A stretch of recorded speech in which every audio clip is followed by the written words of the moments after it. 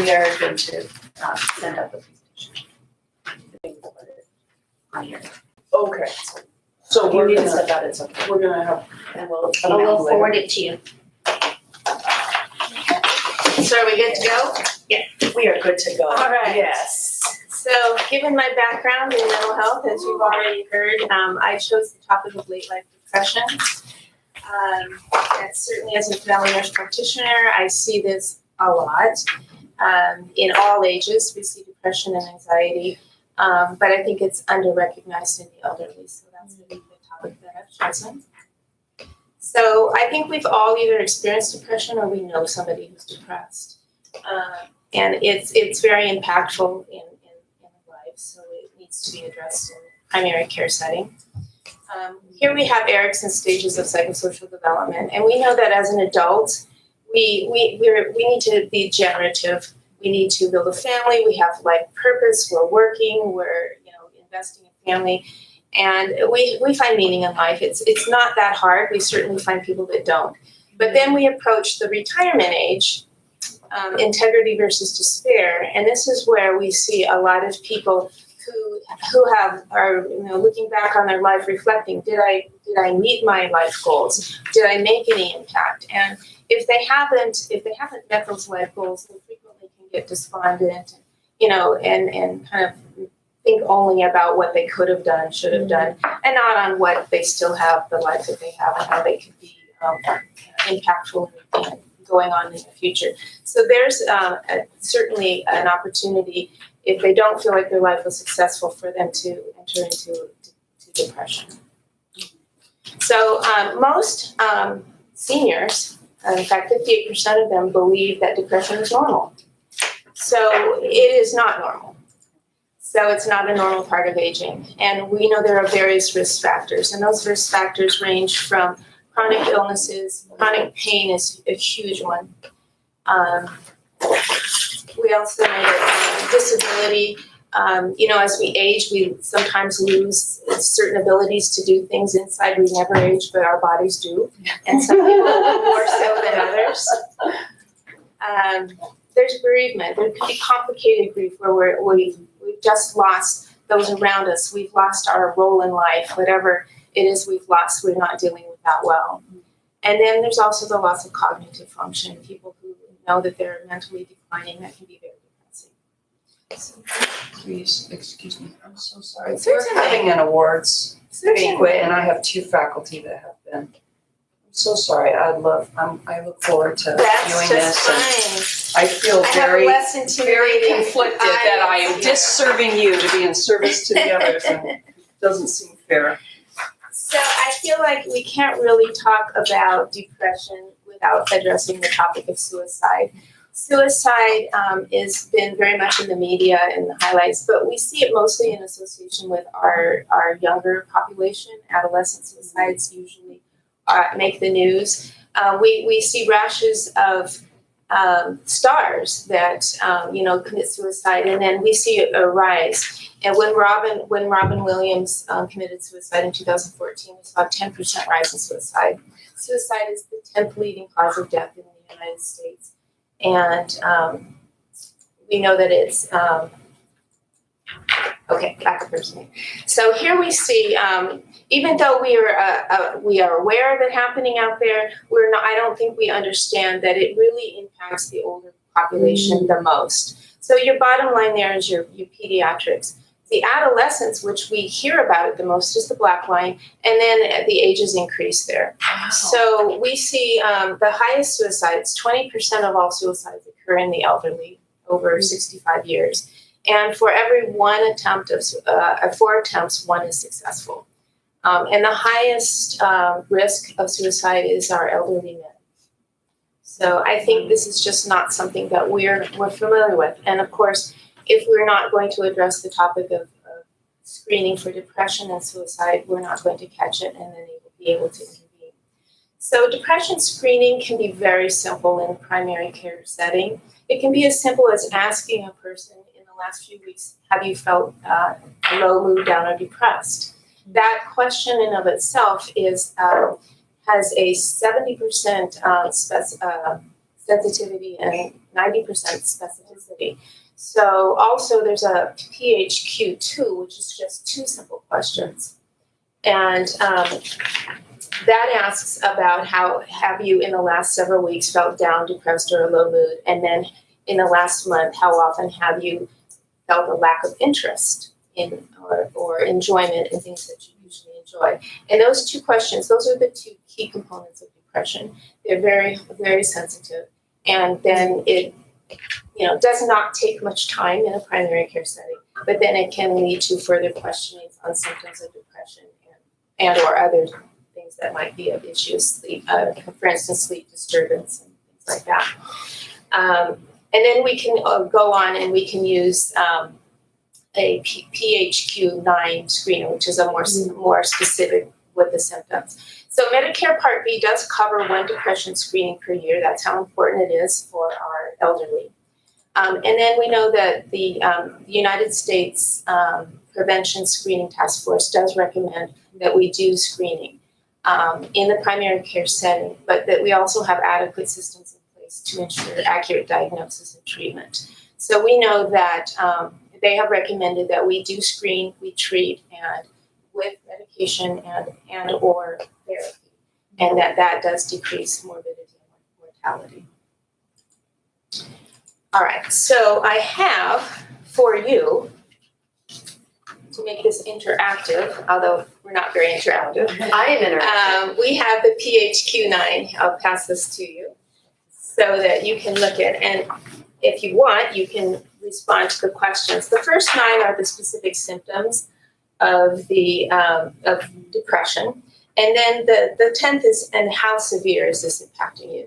So we know that when we're reviewing the results here, the scoring, if we have 1 to 4, it's minimal. We don't really need to worry too much. But anything above 5, we really do need to address. Mm-hmm. And certainly, if you're in the moderate to severe, we need to look at potential medication and certainly refer you for therapy. Is this what Medicare uses? Is the Medicare PHQ-9? doesn't require any specific screener, Okay. but we know that we have certain validated tools. So this is one of them. I think the simpler, the less time it takes, the more we're likely to use it, and patients are likely to respond. Sure. And then secondly, there's suicide screening. Mm-hmm. And the key components to that, very simple questions. Do you have an ideation? Have you thought about it? And we know many people think about death. Some people think, well, I'd be better off. My family would be better off if I'm dead. But that doesn't mean that they're serious about suicide. Do they have a plan? Do they have the means? And do they have an intent to carry it out? And then certainly, is there ever been a history of suicide attempts? Those are very simple screening for suicide. And then we need to, I think many of us are hesitant to ask these questions, but you can ask them and people will respond honestly. So, but we have to know, what are we going to do with the results, right? So that's the biggest drawback, isn't it? What do we do with them? So, treatment of depression. The goal of all treatment of depression is full remission. Depression can be very hard to treat. Many times it's a combination of medication and therapy. It can be several medications, but we want to the end point that they're free from symptoms. So for mild to moderate depression, we usually would recommend psychotherapy or antidepressant therapy if you're open to that. For the severe to chronic depression, we're using psychotherapy and antidepressant therapy. And we can also know that it might take 2 to 3 medications to address the depression and associated issues such as sleep disorder, cognitive issues, sexual side effects. We also use medications to augment for things such, associated like that. Our key with the elderly is we want to start low, perhaps the half of the starting dose, and go slow, but we want to reach full titration. We don't want to go lower than normal because we really need to try to get them to be symptom free. And then of course when we're treating, we need to monitor, and we can use that PHQ-9 or a Hamilton Depression Scale to see how we're moving as far as controlling the symptoms. So our medications, that's kind of complicated there, but our first line medications are the serotonin reuptake inhibitors. blockers, SSRIs. We know they do have some side effects. Most of our receptors are in the gut, so we have to warn them about, the GI irritation, perhaps some, cognitive effects, sexual side effects. And I think if we warn them that these are coming and they may, be temporary, and we go low, we start low, we're going to try to avoid some of those side effects. We do know that the side effects of medication is the biggest reason people discontinue them. Then we have the DNRI, which Wellbutrin. That's typically weight neutral. It only addresses norepinephrine, but is a very effective antidepressant. We use that if we're really concerned about sexual side effects. It can also be used as an adjunct. Then we have the SNRIs, which are the serotonin and norepinephrine. Norepinephrine primarily helps us address the cognitive issues. And then we have a couple other types of medication that are used to address pain, sleep issues. The tricyclic antidepressants we typically avoid in the elderly because of the anticholinergic effects. We want to avoid drowsiness, falls particularly, and the cognitive effects. We also know that several of the SSRIs, such as the citalopram, the higher doses may cause a QT interval problem. So we want to get a baseline EKG on our elderly population. And then, of course, we do know that the most effective treatment of depression is both therapy and medication together. But we have several different options. Cognitive behavioral therapy is probably the most often used. That's addressing some of our, just simple issues that we have. It also addresses the automatic negative thoughts. I can't do this. I'm always a failure. And helping us rethink those things and think more positively. Problem-solving therapy is very short-term, addressing a specific problem that might be causing depression. Psychodynamic is your typical, therapy that's very intensive, very costly, and time-consuming. We don't see a lot of that anymore. And then interpersonal therapy is the type of therapy where when we know there's conflicts within relationships that are leading to the symptoms, and that we can help you to be a more effective person and communicate more effectively. So that also tends to be a more short term. Practice considerations. We know with the elderly, as I said, we start low, we go slow, but we do go. We do want to treat them. And we have to look at what are we addressing? It's the depression, but is it also sleep issues? Is it also sexual side effects? Is it weight? We have to look at matching medications to the symptoms. Do they tend to be more, are they slow, or are they kind of hyperactive and agitated? Polypharmacy in the elderly is a huge issue, and we want to make sure that we are looking for interactions with other medications. And I always ask my elderly, most of my patients, to carry all their prescriptions on a cart and show it to every doctor, because they have multiple doctors. And frequently they'll forget to tell us about that. Oh yeah, I am taking a pain medication from this doctor. And I already talked about antidepressant choice. It's really dependent on the target symptoms that we're looking at. We can use augmenting therapy. As I said, frequently we can use an SSRI. We try it for 4 weeks. If it's not effective, we consider changing. If we go 8 weeks and we only partially treat, we want to augment with a second agent. If we have some psychotic, features, we want to make sure we get a second generation antipsychotic in there. So we're having to kind of do that. Now, I'm not expecting a primary practice person to, we have to know what we can treat, maybe a single agent, and when to refer. Yeah. And then, of course, the big one, we need to certainly educate them ahead of time on the side effects, monitor for them, and whether they are having issues and whether they've stopped. Maintenance and continuation, we have to monitor for relapse. It's common, and we have to question it every visit, particularly if they've tapered off. The initial treatment for depression, once we reach symptom-free period, we want them to be on medication for an entire year. Then we consider weeding them off. A second episode, we want to go for 2 full years. And a third episode of depression, it's usually lifelong treatment. Also, when we're discontinuing, we want to make sure we're tapering that medication slowly and watching for recurrence of symptoms, and then perhaps suggesting and recommending that they continue on with the medication. Last but not least, electroconvulsive therapy.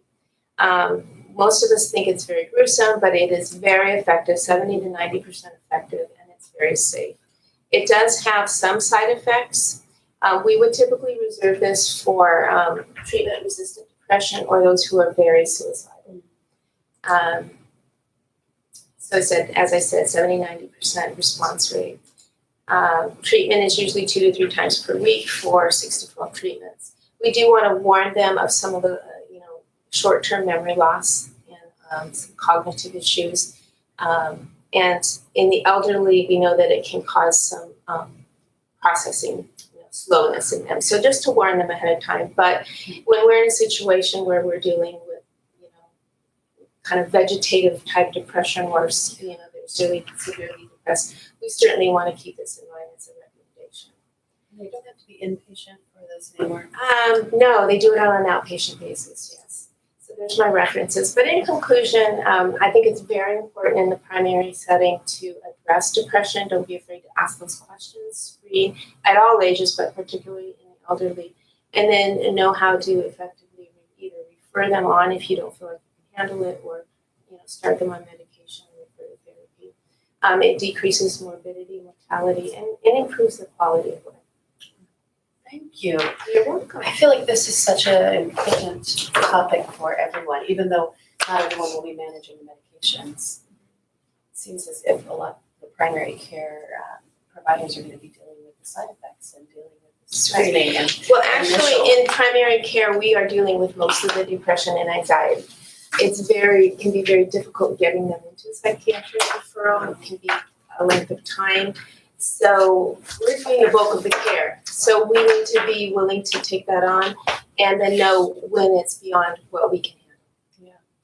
Yeah. Wow, thank you. You're welcome. Okay, so let me give you a little bit of information, and then if you have any other questions for me, please feel free. So what we'll do is we'll send your presentation to people who are around the table here, as well as